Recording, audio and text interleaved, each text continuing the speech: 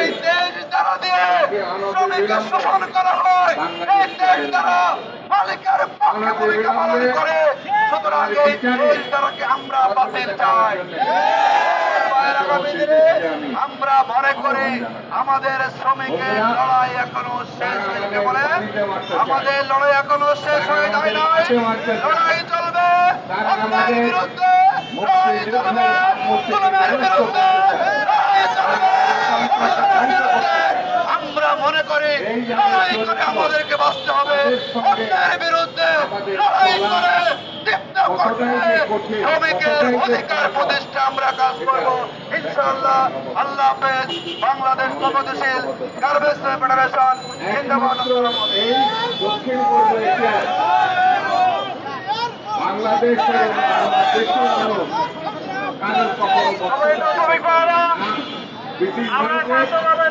পাকিস্তানের দাবি আদায় না করে ফিরে যাবো না ইনশাআল্লাহ। এই অঞ্চল যারা নিজের স্বাধীনতা,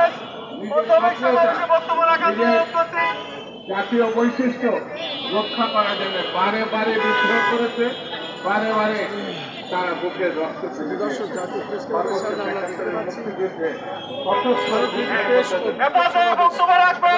অনেকে